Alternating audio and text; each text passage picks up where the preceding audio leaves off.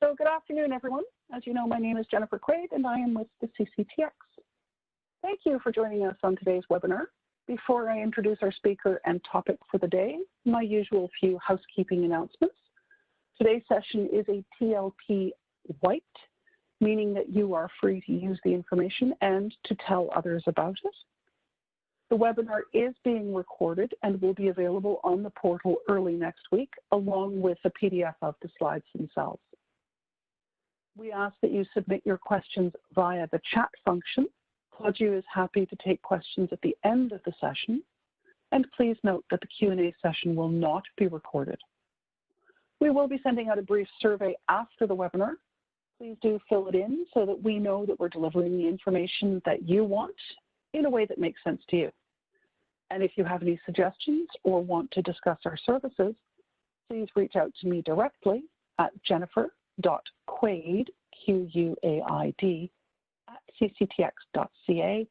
And if that's too cumbersome, just go with info@cctx.ca. Finally, please note that effective next week, our webinars will be held on Thursdays at 1:30. As fascinating as they are, I'm quite sure we're not going to compete with your ability to take long weekends throughout the summer when you can. Our speaker today is Claudiu Popa. Claudiu is a certified cybersecurity expert and principal risk advisor at Data Risk Canada, a division of Informatica Security, which is an organization that works to commoditize advanced security solutions and make them accessible to small and mid-sized organizations, their suppliers, and the rest of their remotely working ecosystem. Claudiu is joining us today to discuss remotely securing your supply chain. Thank you very much, Claudiu. I'm going to hand it right over to you. That's great, Jennifer. Thank you very much for that generous introduction. I really appreciate it, and welcome, everyone. We thought it would make a lot of sense to present a seminar on the big picture. And by the big picture, we mean the fact that whenever people talk about cybersecurity, they're talking about their own cybersecurity. They're talking about their own organization. And we feel that what we've been seeing is security in a bit of a vacuum. As we know, especially now that people are socially distancing and working remotely, we are finding that those lines are blurred between organizations, between suppliers, between third parties and trusted vendors. And that certainly has changed the landscape. And in many cases, it's made things a little bit less comfortable for organizations to manage information risk. And information risk is defined as the risk that has to do with intangibles. It's the kind that I've worked to protect for the past 30 years. And so, as Jennifer said, I work with Data Risk Canada, but one of my passion projects is to work with the Cyber Safety Foundation, which is called Knowledge Flow, and we go into schools and we present in communities for kids and for families to get critical skills for the next generation, skills like staying safe online and contributing meaningfully to the internet ecosystem. So not just a fear-based approach to staying safe online, but also being responsible. Anyway, it's a lot of fun. It's a nonprofit, and I have a tremendous amount of fun with other volunteers.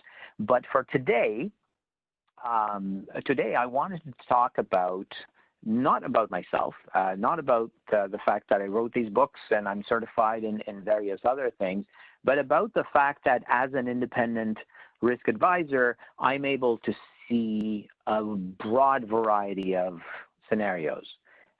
These scenarios are usually forced upon me. They're literally presented to me on a daily basis by a variety of clients and a variety of victims as well. I get a lot of phone calls and I'm told that somebody dropped the ball somewhere in the security continuum, and whether that's a privacy breach or a security breach or a business continuity issue, I'm able to see these things. And so for the past 18 months, this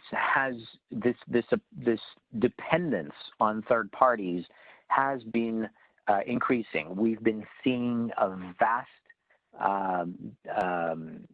a shift towards the kinds of data security issues that are outside the perceived control of organizations, and that has increased the amount of uncertainty that clients are talking to me about.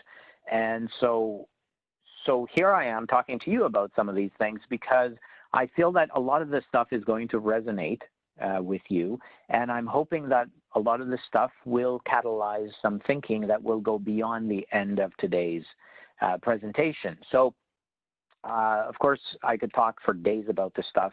To me, it's exciting, and for a lot of you that are a little bit more nerdy, it's likely to be exciting as well. But we don't want to bore everybody else. So I'll talk a little bit about what today's agenda is about and what we're open to discussing. But don't necessarily look for individual sets of slides on all of these topics. We will be talking about these either directly or indirectly through questions. But the focus really is the fact that no organization is really an island in today's world. We're all dependent on other suppliers, on trusted suppliers, and we have to trust them based on something. We need to do our due diligence before we select them. We need to make sure that we trust those who recommend them to us, and we need to make sure that we continue to trust them throughout our relationship. So fostering trust is important, and that's fundamental to being able to trust that supply chain, that ecosystem. And that begins with collaboration. You need to be able to collaborate securely, and that means confidential communications. It means you need to be able to say to users with some certainty that no passwords should ever be included in the clear or transferred in the clear between organizations. You don't take sensitive information and you transfer it. So there needs to be a set of commonly understood baseline practices that allow you to have assurance and to give assurance, should there be an audit, to audiences or to third parties. So confidential communications are important. Sharing leadership is important, and that leadership comes with policies and procedures, but also industry-based frameworks. And a lot of you will be familiar with NIST CSF, for example, and we've all heard of ISO 27000, 27001, 2, etc. We've heard of security frameworks, and of course, these are voluntary frameworks that organizations can adopt, but these are only effective if their dependencies also adopt them. And of course, if their entire supply chain plays by the same rules. So that's why it's important to continue communicating and perhaps agreeing on what it is that you're going to comply with. It's kind of like, and this is important now that we're all working from home, at least part of the time. It's important now that we're looking at our fences and we're saying, well, who's going to fix the fence? Well, I have to talk to my neighbor about it because, you know, I don't want to make a purchasing decision without talking to my neighbor. I also don't want to pay for the whole thing, perhaps. But it's the same kind of deal. You want to give people, to extend that courtesy and to say, you know what, the way we do things here, or what we discovered that really works that you might appreciate is this. This kind of mulch in my backyard works, and I think maybe you should have some. So aligning more and more of these practices makes sense. So aligning workforce security training makes a lot of sense because security training is sometimes perceived as being dry. And so when someone comes across content that is engaging, or perhaps an e-learning platform or an engaging speaker, they should share it with their third party. So these are ideas that I'm giving you right off the bat, because not because you haven't thought of them before, but because I've aggregated them on on this one slide where you can take a bit of a top-down approach to this, or perhaps a checklist-based approach to how security can permeate all corners. And we talk about corners, but really these are endpoints, and those endpoints can be users and the way they manage passwords, or they could be the actual computers, which of course need to be hardened and properly secured.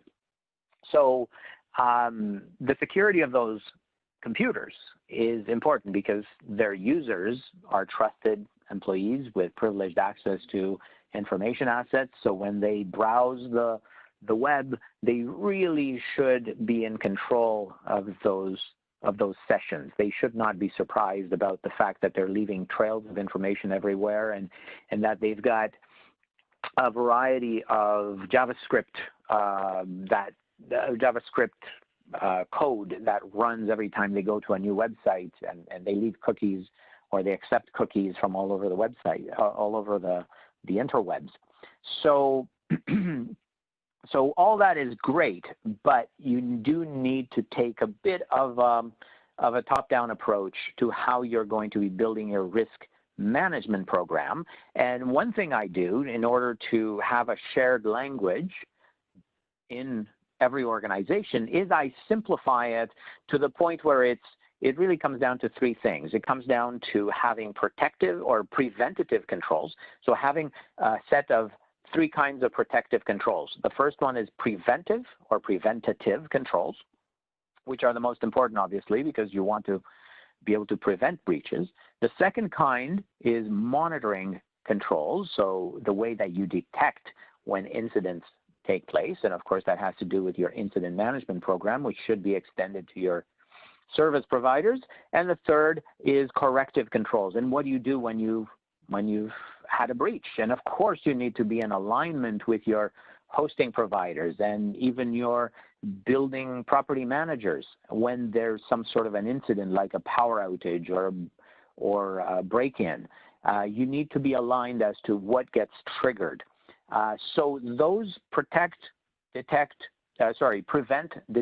and correct controls are a part of a language that managers understand, that IT folks understand, that users understand, and suddenly you've been able to equalize, to harmonize an approach to security. And so that monitoring of supply chain compliance is important because that's a detective control, right? So monitoring supply chain compliance with privacy legislation, industry standards. This is important because you yourself can only take so many steps to achieve compliance without actually having the collaboration of those third parties whose controls and safeguards you depend on, right? They can literally push your organization out of compliance. So that's why you need to involve them. Managing anti-malware and ransomware protection, again, that's a centralized way of approaching endpoint security, but also server security and network devices, right? And this is important because we've now pushed the perimeter way out, right? It's no longer just a warm and fuzzy perimeter in our offices, it's also people's homes now, right? So, and of course, wherever they happen to be, because they could be out walking. And of course, nowadays, employees working remotely could be all over the place because they're anxious to get out. So, so those mobile, the security of mobile devices is critical. But also, and finally, you need to manage and protect the forgotten digital assets, which from what I've observed over the past decade and a half, one of the most important ones is domain names, right? So when a domain name expires and you fail to renew it, that's a huge deal, because if someone jumps in there and renews it, or if someone manages to socially engineer your organization, pretending to be one of your suppliers, for example, and you sign over your rights to it, well, that can have tremendous consequences, including intercepting all of your company's email or even web traffic, etc. So it's a big deal. Social media presence is also a big deal. We've seen all sorts of catastrophic failures when organizations have shared their passwords and their access credentials with trusted third parties who failed to manage those. And of course, their social media gets hacked and there's embarrassment all around. So, of course, all of that is part of the information assets and the intangible assets of the organization. We'll have an opportunity to discuss this later on, but I want to set the stage to indicate the breadth of this kind of topic. And I also want to make sure that you all have an opportunity to later on talk about the fact that maybe there are discrete facets of supply chain security that we need to share more information about, right? This is a broad strokes approach to discussing it, but of course, this could be a week-long approach to sharing this kind of information. The way you start, as with everything, is you understand your own sector. Obviously, your sector, which you yourself, your organization occupies, is also occupied by your suppliers and your third parties. That means the kinds of threats that your company faces are also faced by your trusted third parties, right? So your vendors, your hosting providers, your IT support, your HVAC companies, all of these are servicing your sector.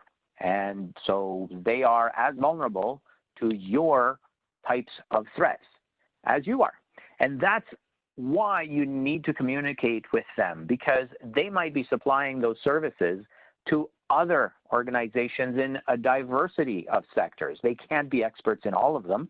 So it makes sense for you to share as much information about your particular situation and a variety of scenarios, right? I can't stress that enough. It pays to really be explicit and to show examples about what you're talking about. And that's why a slide like this is important, because you can talk to people about, you know what, phishing scams, this is what they look like. This is the kind of phishing scam that we've received inside our organization, and we want you to be aware of it, right?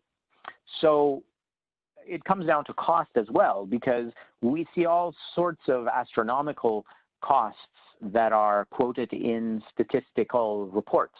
And these statistics we're seeing updated every quarter, and we see these $4 million and $5 million. I saw $6.92 million last year. So depending on what sector you're in or what country you're in, the cost of remediating a breach can include penalties, or can exclude third parties, or can include the loss of physical assets, etc. Either way, we know this is going to be impactful, and we know it's going to depend a lot on not just risk mitigation, but risk transfer. And that risk transfer is a discussion that your organization should have with its insurance provider and brokers, right? Because cyber liability insurance is absolutely critical today, especially at the SME level, right? So small and mid-sized organizations know that they will be blamed for a lot of the breaches that are suffered by their clients and customers. So if your security is not up to par, you can't say, well, we're too small to invest in security. You have to have the same priorities as the big guys. And it goes the other way as well. You can say, you know, we're a small company, and the reason we had a data breach is because this organization is so large that they weren't able to manage their security. So either way, you need to have this homeostasis, this harmonized approach to security, so that everyone knows what level of risk maturity their partners are at. And I emphasize this idea of partnering, because everyone benefits here, right? It's not about who's going to pay for the fence. It's about who can articulate these priorities better and who can share the best tools and the best approaches. Another constraint is the fact that there are now reporting requirements that have come to Canada 10 years after they came to the United States.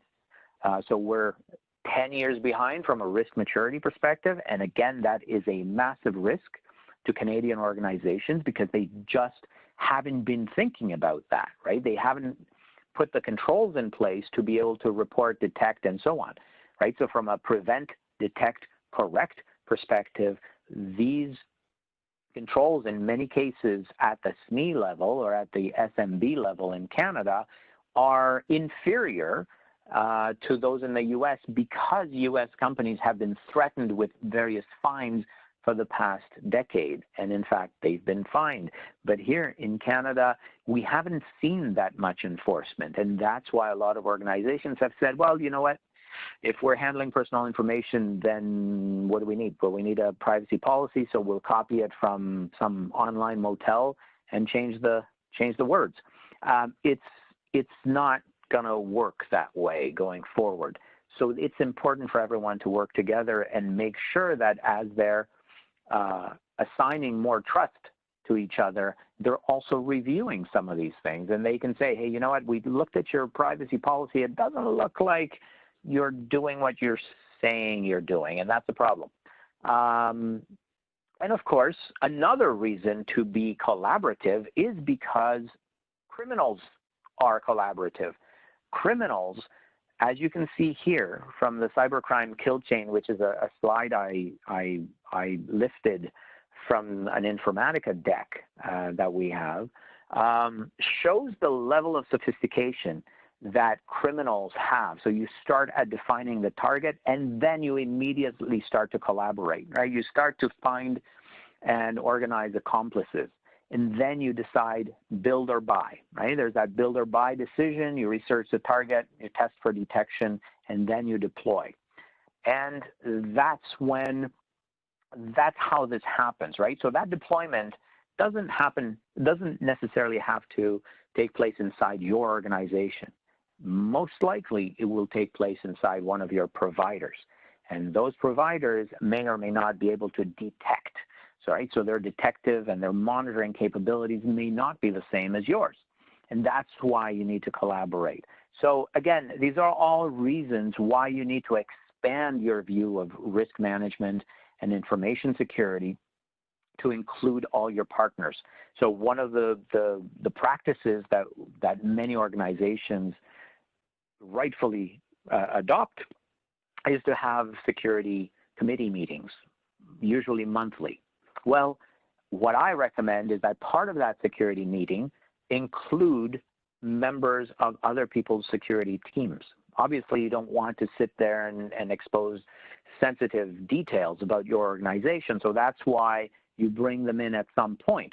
But there's some information sharing that takes place at some point because you want to avoid falling into this cybercrime kill chain where we're seeing a systematic approach to the exploitation of not just target companies, but their supply chain, right? So when someone is targeting your company, you may not see that, you may not see the research that they're doing and the various attempts at breaking in because they are being experienced by your suppliers, by your vendors, and they may not be the ultimate target.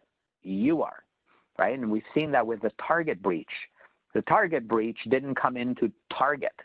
The Target breach infected an HVAC vendor, a small company that was supplying maintenance services for air conditioning. And that's how the POS software got into Target and had this catastrophic effect and spread like wildfire, right? And they didn't take the time to enforce controls upon their suppliers because they were seen as a low-risk supplier. It was an almost pedestrian service. They weren't going to talk to the HVAC guy about bumping up his cybersecurity controls. And the way you do a lot of this stuff, by the way, is you don't necessarily have to create your own content. You can get content from the Canadian Centre for Cybersecurity, which is a great website. I pasted the URL at the bottom of the screen.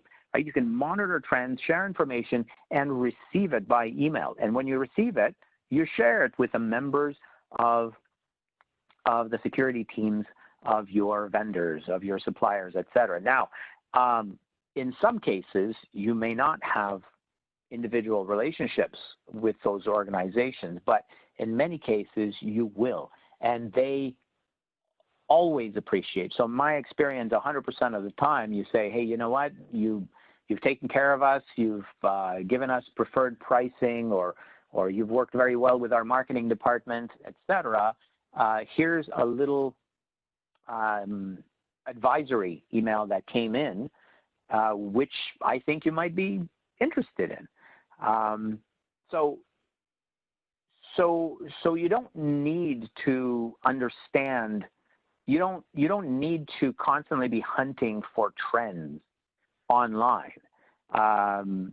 You don't need to listen to other people's ideas of what constitutes a security trend. What you need to do is you watch what happens and decide whether that's not just relevant to you, but also to your supplier. So for example, we get a ton of these things, and so do my clients. So I share these things fairly widely when I see a lot of these phishing emails that look like they're from Purolator or from Canada Post, et cetera. And it really makes a difference when you show images. It costs you nothing to save a screenshot and paste it. And of course, when you do that, you're not forwarding an actual live malicious link to other people or even to your own staff. You're sharing an image so they know what to look for, right? You teach by example, and you show them what ransomware looks like. If they see a screen like this, that means that's probably the last time they'll use that computer until it gets wiped out. So you work backwards from there. You say, how could we have prevented ransomware, I want to say infestation. So there's any number of tools that, of course, deal with ransomware, including all of the commercial antivirus applications. But really, it comes down to those users and how they understand cybercrime to unfold. And one way to illustrate the fact is the fact that, hey, you know what? The cyber criminals are now part-time cyber criminals. They have regular jobs and they come home, and what do? They log into their cybercrime dashboard, and it looks like this, by the way. This is actually lifted from a dashboard of a ransomware tool. They come in and they take a look and they see how many payments have gone into their account, how many emails have gone out, how many emails have bounced, so they can get a better email list, or they can tinker with the message, with the social engineering or the phishing message that is included. But it's trivial, right? This is cybercrime as a service, and it can be done part-time. Right? And these guys all work from home. So since employees also work from home, this is a great opportunity to illustrate to people that, you know what, there are actual human beings who have made it their goal to break into our company and defraud us. This is what it looks like, right? So putting in that kind of realistic or vivid terminology makes people realize that this is a clear and present danger. So it's important to realize that this kind of cybercrime is designed to take advantage of companies' dependence on third parties. And law enforcement has realized this. These are actual notifications that I have received from the RCMP about business email compromise, from Interpol about, again, CEO fraud or business email compromise. And we're seeing this a lot. When a supplier receives an email from their boss, and it says, you know, you need to forward this amount of money right away because I'm not in the office, but I need you to approve this urgently, they may choose to send that money. And that's how they can be defrauded. But when you receive an email and it appears to be coming from a vendor, and that email says, well, you know what, our bank information has changed, our account information has changed, we need you to make that payment into this account now, and it comes from a trusted email address, and you make that payment, then you get defrauded. Either way, both of them are called business email compromises or CEO fraud, and it's cost organizations around the world somewhere between $2.5 and $4.5 billion. It varies because a lot of organizations don't report it just out of embarrassment. But there's been some massive fraud, like to the tune of $50 million transferred by a single company in Europe. So we're seeing a lot of this kind of stuff, and it costs you nothing to subscribe to some of these email lists and then receive these notifications and share them as necessary, right? So if you see a particular kind of malware, for example, malware like Emotet, we've seen Emotet target individual sectors. That means they don't target individual companies, they target their suppliers, and they target the relationships that your staff has with their employees. Well, the way that software works is well understood. And here's a YouTube link to how that type of data exfiltration malware works, right? In the vast majority of cases, when you see ransomware, the data theft has already taken place. This is not reported because it's very embarrassing. But the fact is, it takes such an effort and such an investment on the part of cyber criminals to break into your organization and look around that before they start encrypting, they first decide what to encrypt, and they decide what to encrypt based on what's most valuable. And in order to see what's most valuable, they download it. In fact, they download a lot more stuff than they need. But rest assured, they've got access to your information. So you can consider ransomware or cyber extortion scenario to already have included data theft. So the data has been compromised. And not enough discussion is presented about that, right? So as a reminder, don't try to predict trends based on what the pundits are saying. Right? You can be your own pundit. You can receive notifications. You can watch the trends as they develop, not just in your organization, but thanks to collaborative approaches, what happens in your vendor environments for your third parties, right? That's the most useful thing. Don't be constantly downloading these interesting infographics. As you can see here, this is just a screen grab from the broadest swath of expert reports that we've seen that deal specifically with trends in 2020, right? These are just speculation. This is just some individuals who have decided this is what I understand, and so they've built a top 10 listicle and are looking for exposure. It's really what you see and what your partners see that matters, right? And that DIY punditry that you can carry out yourself starts with specific, interesting things. And so the way you can do this yourself is literally you can look at the prices that malware carries, right? So this site, ZeroDM, is a marketplace for malicious software and exploits. What they do is they pay people up to $2 million to produce or to sell them unique ways to break into different types of software and systems. And as you can see, these things have various costs. So for example, a Windows remote code execution. So you see a lot of RCE here. That's remote code execution. That's the worst kind of breach that you can have, right? Because it's essentially someone having complete control over a target system. And up until recently, ZeroDM used to pay up to $1 million. Now they've increased these payouts almost across the board to $2 million. And so based on these incentives, you know what's going to drive cybercrime trends, right? This is not rocket science. You can tell that there are incentives for Apple iOS, for essentially Apple vulnerabilities and malware, for browser-based exploits, for email-based exploits, and for VM environments, for server environments. So you can tell where these guys are throwing money. You can tell that's where there's going to be innovation in security, if I can call it that. But you don't have to stop there. You go to VirusTotal, and as of an hour ago, these are the file statistics during the past week. And we can see that Canada is the second largest contributor of malicious files.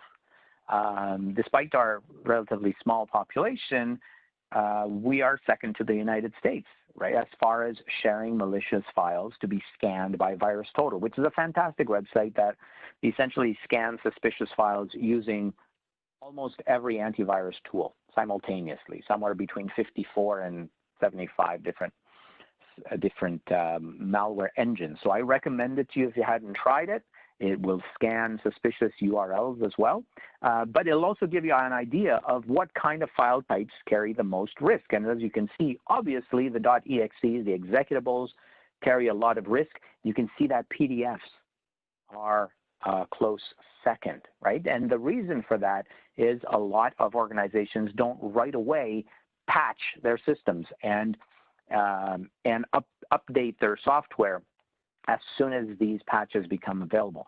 So that puts a focus on patch management. And again, you go back and you tighten your policies and your procedures. And then the next thing you do literally is you call your supply chain, all the people that you trust, right? You've built a chain of these individuals, and you call them up and you say, hey, you know what? We're seeing that there's an increase in PDF exploits and even HTML exploits just based on the file type. So we just wanted to let you know that you should probably filter for these.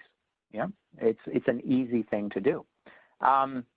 We're seeing that at least a couple of years ago, this graphic came out, and I was never able to validate it, but it's an interesting way of looking at the fact that Toronto is Canada's malware capital, and it's not a far-fetched notion, right? It's its most populous city, and obviously there's a lot of technology here.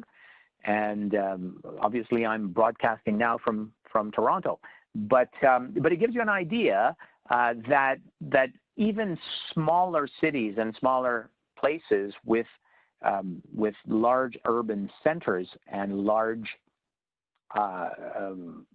accumulations of businesses will have a lot more malware. It goes to show that malware really follows the number of jobs effectively, right? It's those endpoints, and it places the emphasis on users themselves because they are the touch points with the internet.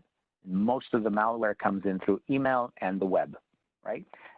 One interesting thing, and this is again up to the minute, is that there's now 1 billion different types of malware floating around. They're active, they're live, and they're looking for existing hosts. It's out there, and I've been watching this with some fascination for well over a decade. And back in 2011, when I saw 65 million pieces of malware, that was mind-blowing, right? As you can see here. Now there's over 1 billion as of December 2019. And you need to realize just what kind of a challenge that is that you're putting on the shoulders of an antivirus tool. A lot of organizations understand security to equal antivirus. So clearly, this illustrates the fact that you need to have a layered approach, a defense-in-depth approach to cybersecurity, and that means not just relying on your own controls inside the organization, but also on the controls of your suppliers and trusted third parties. And to make these things more vivid, you want to be able to talk to people as you're educating your staff about the sheer number of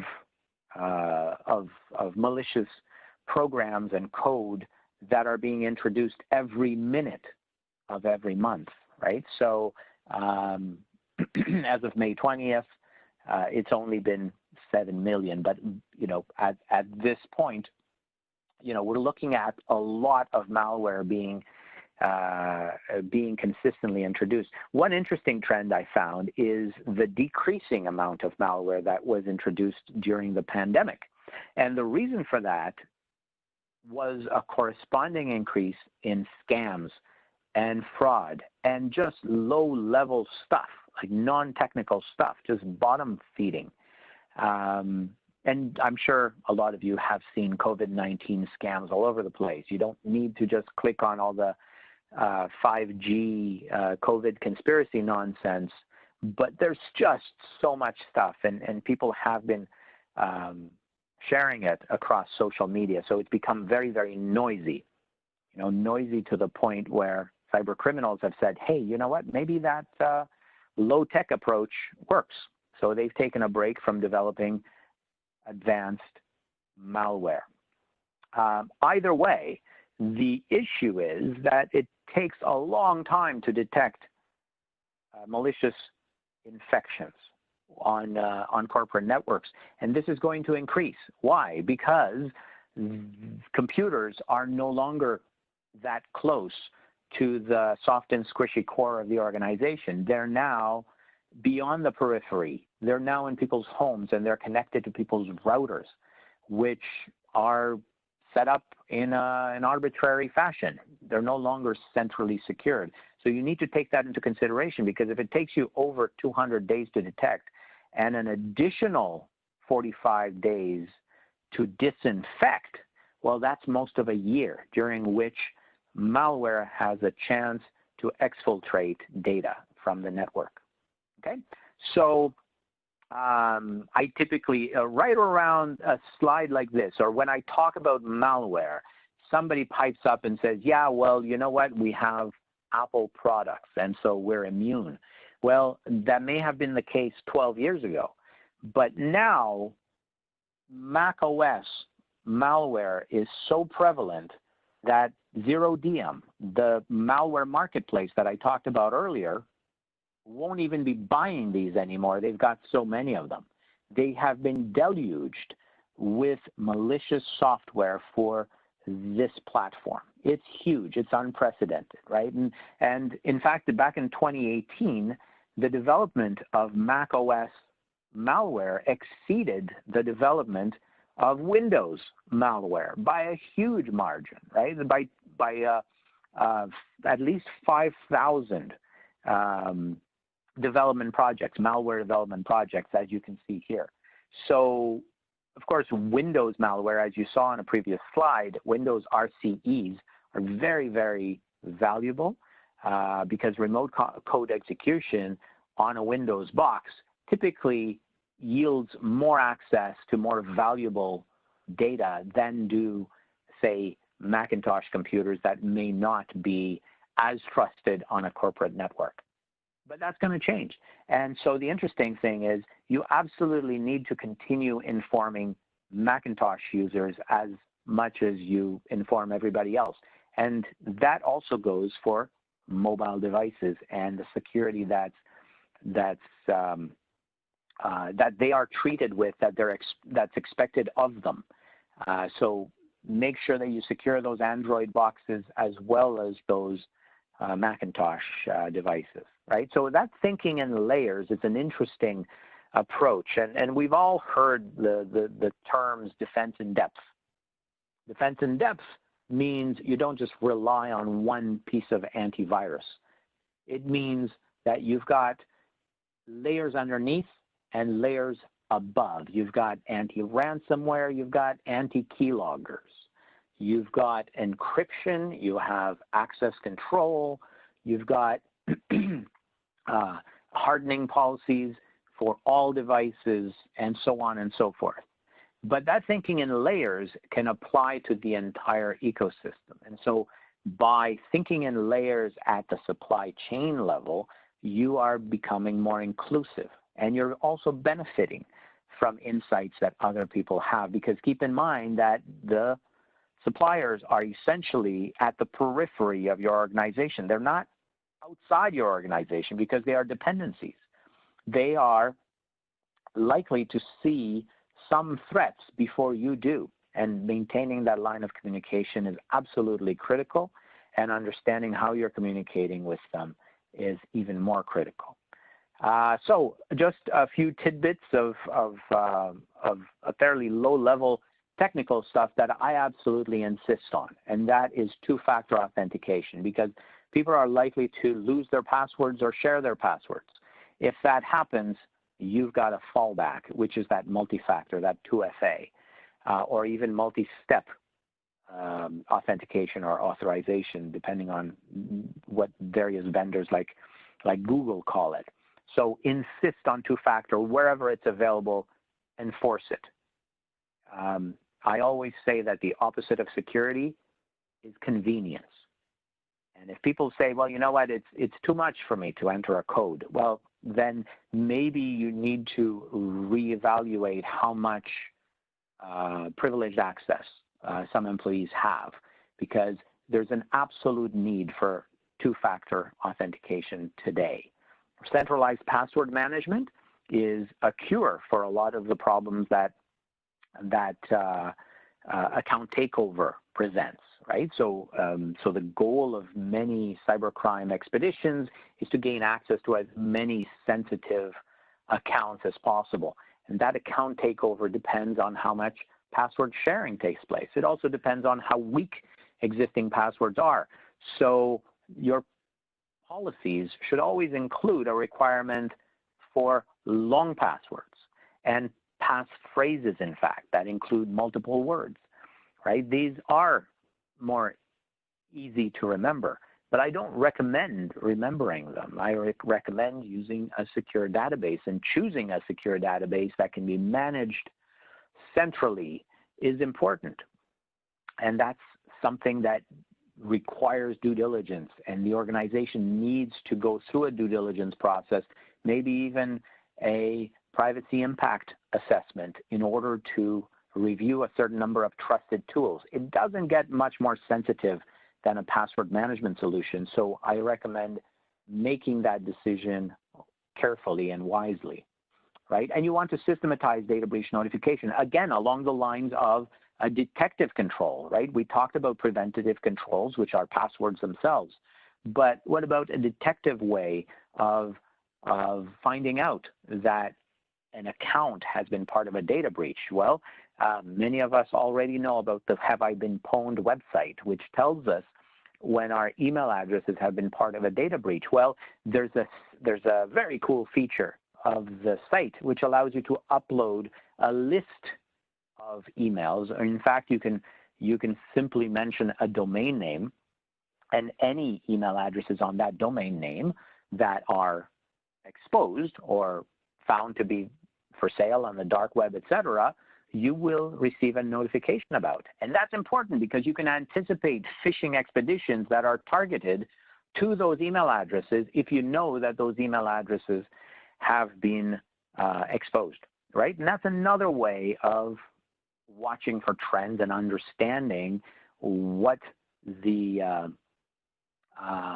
organization is likely to face, the extended organization, right? And so in summary and in conclusion, I want to say that the supply chain obviously depends on that collaboration, but also on information leadership sharing. If you've got better ways of doing things, don't keep them to yourself, because you will benefit if your suppliers adopt those methods. So share that knowledge. That having an ownership mindset, so point number 3, of personal information in particular, is wrong, right? So personal information doesn't belong to the organization. It belongs to a data subject who has entrusted it to the organization for a specific purpose, and has an expectation of privacy, and has an expectation that this information is not lent to the organization forever. It will be deleted at some point. So imagine their surprise when they see their email address being included in a data breach on Have I Been Pwned. And so having an ownership mindset encourages this false sense of security that I'm talking about in number 4.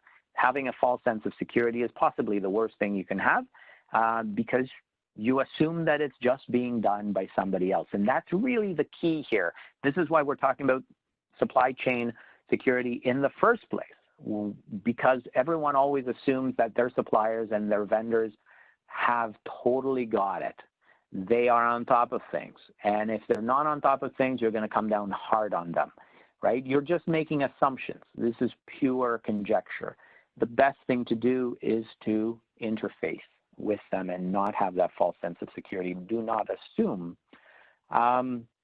Employees rightfully assume that security is taken care of by the company, and they're saying, well, I shouldn't be able to do this kind of thing. Why are you looking at me to know this stuff? Well, because every employee can bypass security controls. But yes, you need to put in place strong technical controls.